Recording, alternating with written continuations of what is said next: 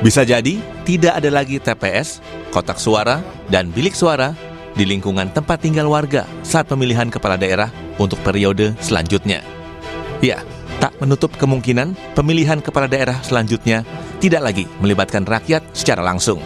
Ini karena adanya usulan pemilihan kepala daerah nantinya akan dilakukan oleh DPRD. Partai Gerindra jadi salah satu partai yang sudah menyatakan dukungan usulan pilkada lewat DPRD. Ketua DPP Partai Gerindra, Prasetyo Hadi bilang, pilkada langsung masih perlu diperbaiki karena ongkos politik yang mahal, baik dari sisi calon maupun dari sisi pemerintah sebagai penyelenggara. Di wali kota maupun gubernur itu ongkosnya sangat besar. Belum dari sisi negara ya, dari sisi negara dalam hal ini mengenai pembiayaan. Nah, inilah yang kemudian kalau kajian di kami internal Partai Gerindra, kami memang terus terang salah satu yang mengusulkan atau berpendapat bahwa kita berkehendak untuk mengembalikan sistem pemilihan kepala daerah itu melalui mekanisme di DPRD. PAN juga mendukung pilkada lewat DPRD. Wakil Ketua Umum PAN yang juga Wakil Ketua MPR Edi Suparno menilai usulan pilkada lewat DPRD sudah sesuai dengan sila keempat Pancasila. Edi bilang, usulan pilkada dipilih melalui DPRD tidak bertentangan dengan konstitusi dan opsi tersebut layak dikaji dalam upaya perbaikan kualitas demokrasi Indonesia.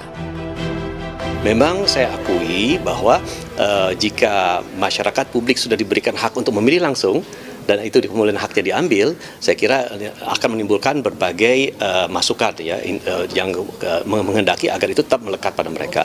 Tapi juga kalau kita lihat eksesnya, itu kita harus perhitungkan juga dampaknya itu ternyata membawa dampak negatif terhadap pendidikan politik bagi masyarakat, karena masyarakat hanya disuguhi amplop atau sembako untuk memilih siapapun yang akan menjadi calon kepala daerahnya.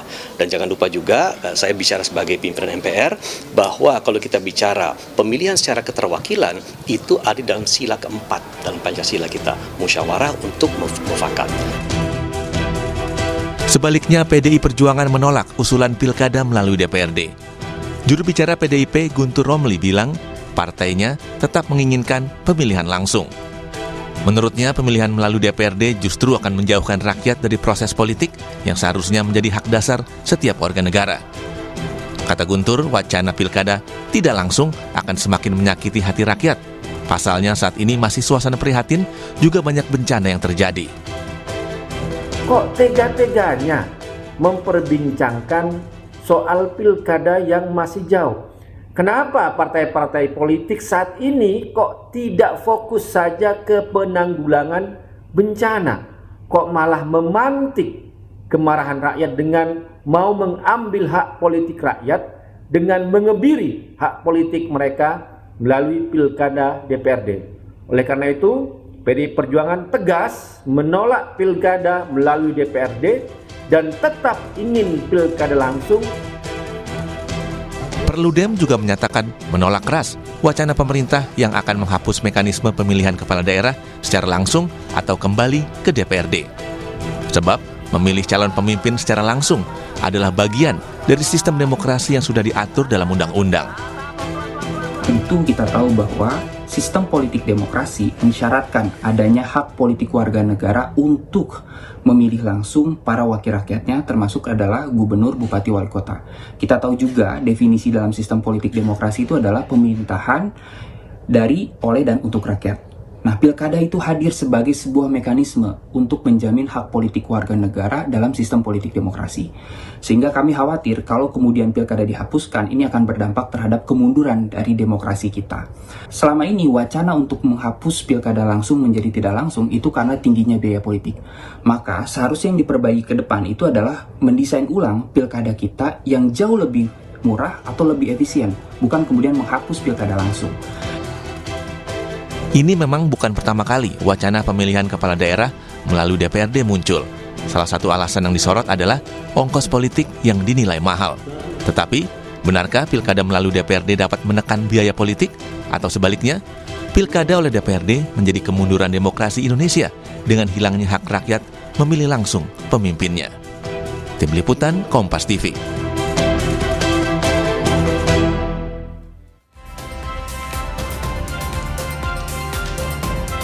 Usulan pilkada lewat DPRD terus bergulir. Partai koalisi pemerintahan seperti Gerindra dan juga PAN mendukung kepala daerah dipilih oleh DPRD dengan alasan lebih menghemat anggaran dan juga sistem pilkada langsung yang masih banyak harus yang diperbaiki. Nah, akankah usulan pilkada lewat DPRD ini akan terwujud?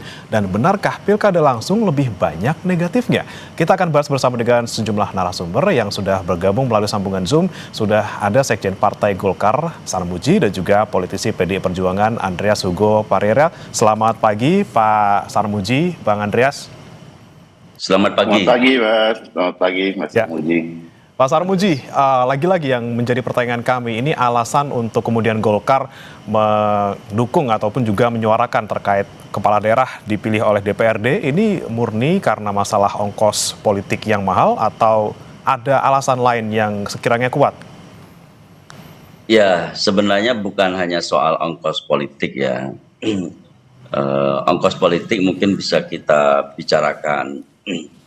Tetapi memang kalau bicara ongkos politik memang mahal sekali setiap pilkada itu mahal sekali. Jumlah yang harus melakukan pilkada juga seluruh Indonesia. Jumlahnya juga kabupaten kotanya juga sangat besar, provinsinya juga sangat banyak. Tetapi bukan hanya semata-mata itu, tentu saja motif untuk mengevaluasi pilkada secara langsung. Tetapi ada kualitas demokrasi dan kualitas kehidupan rakyat yang harus kita timbang ulang melalui sistem pilkada secara langsung. Kita semua tahu banyak sekali dampaknya, bukan hanya dampak money politik sewaktu penyelenggaraan pilkada, tetapi pasca pilkada pun itu masih sangat terasa dampak kepada masyarakatnya. Misalkan ya, antara kepala daerah dan wakil kepala daerah itu sering terjadi bentrok.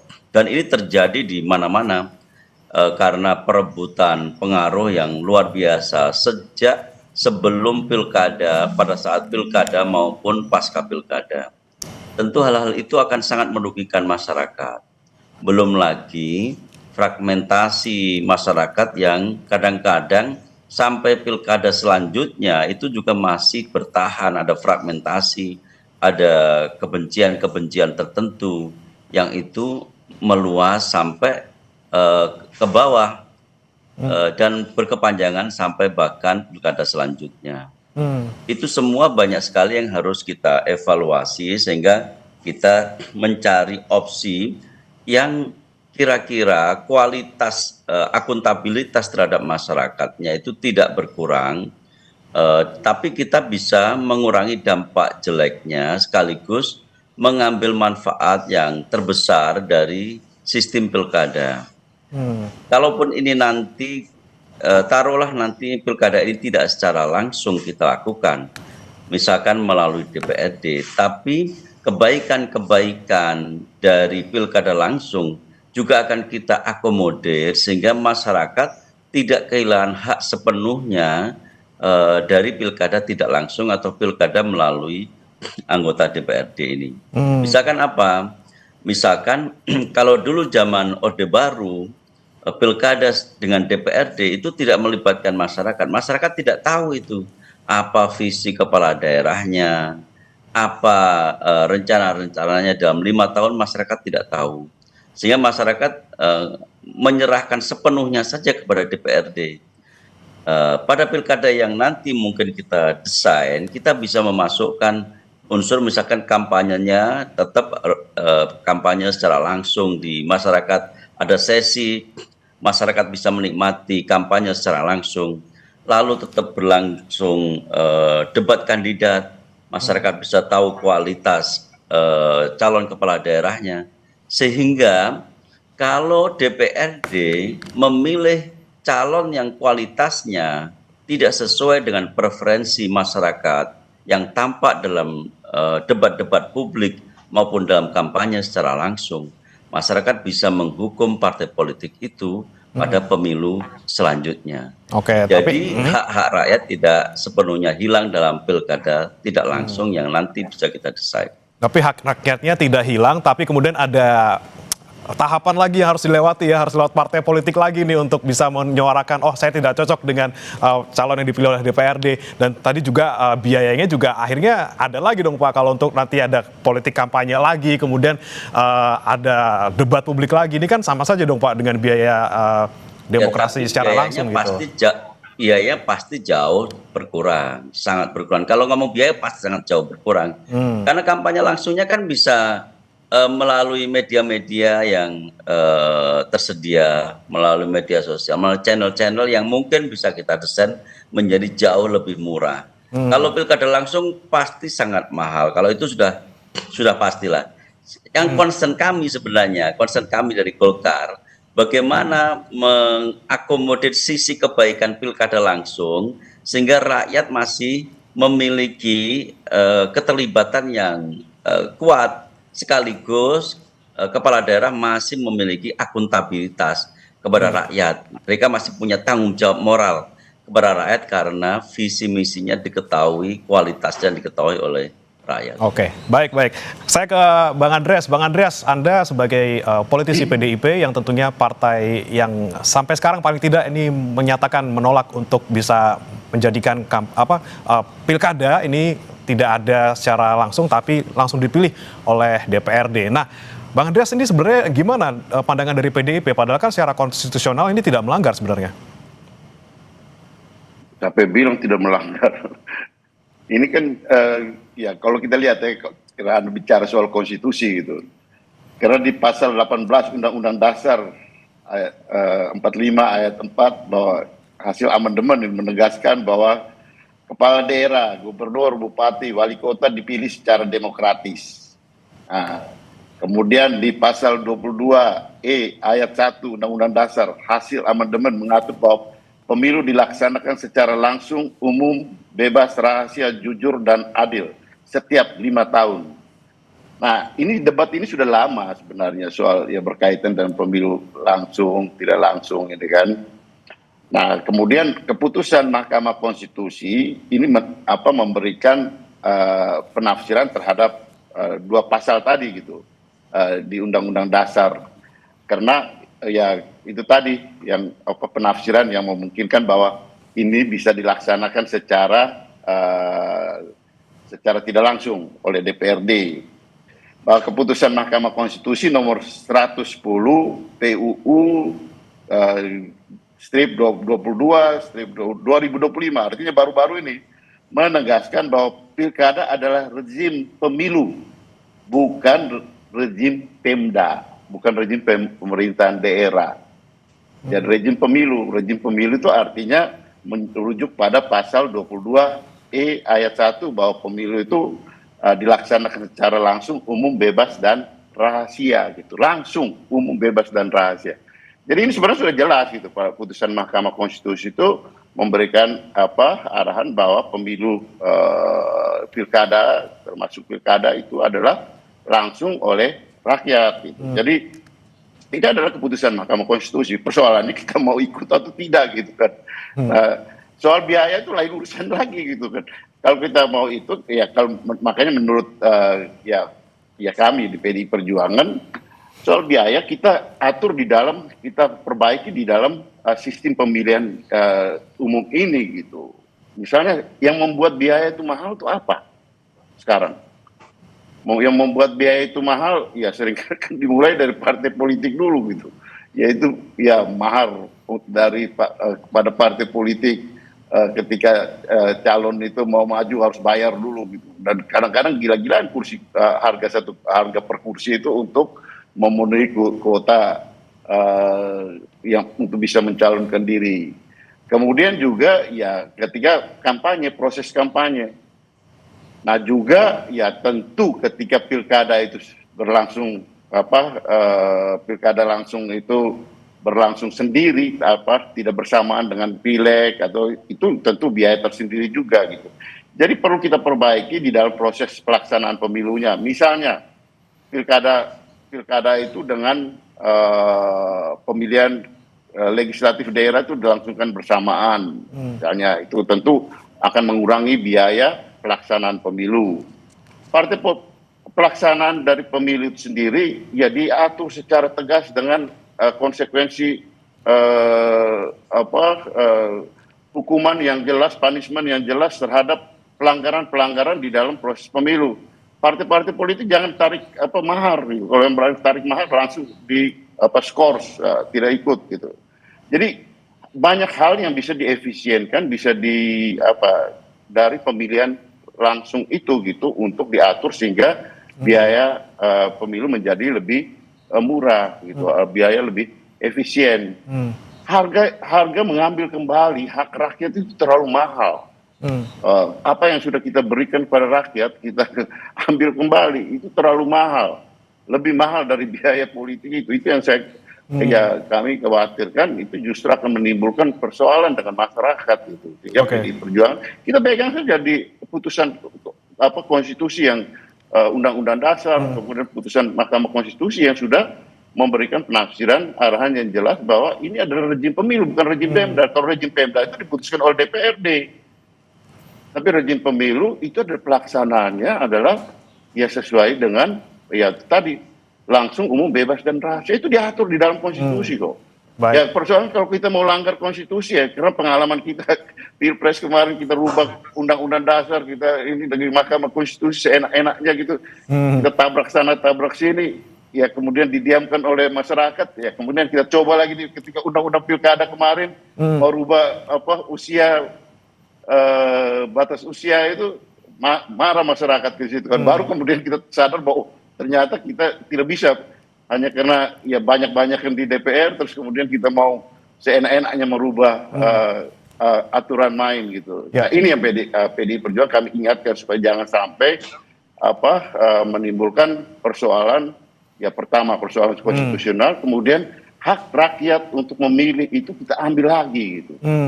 Nah, ini sesuatu yang saya kira perlu menjadi pertimbangan karena ini masih wacana gitu. Saya tahu teman-teman di Golkar, teman-teman Republikan masih wacana. Kita ingatkan dari jauh ya supaya kita saling memahami bagaimana persoalan-persoalan yang ada di masyarakat ini gitu dengan berbagai macam konsekuensinya gitu.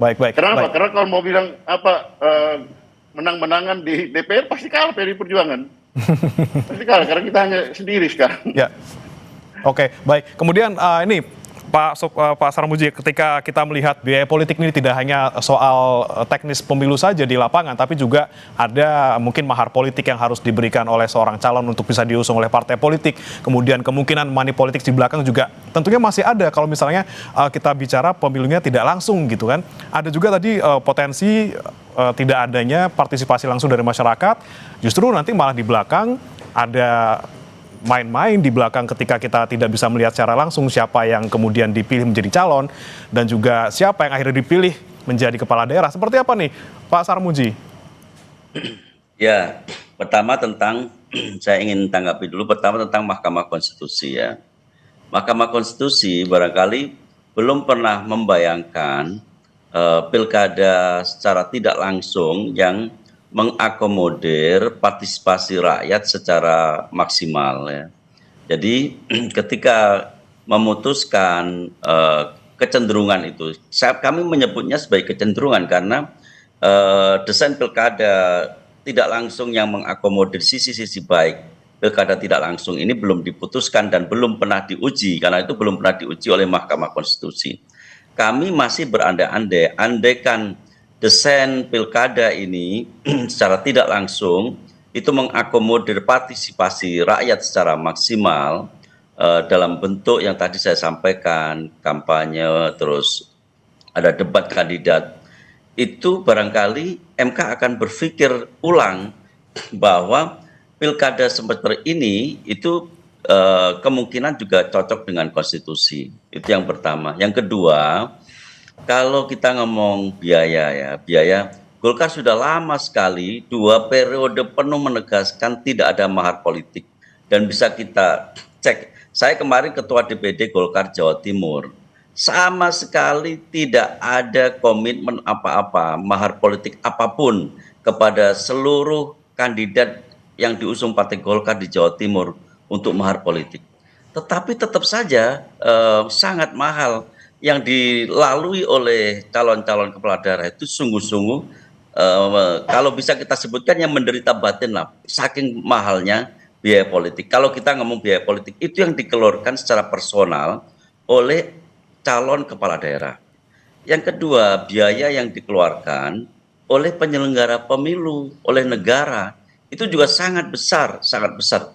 Biaya keamanan, biaya penyelenggaraan, belum nanti kalau ada ekses tertentu, itu luar biasa mahalnya. Itu kalau kita ngomong biaya politik, baik yang dikeluarkan oleh seorang calon maupun dikeluarkan oleh negara.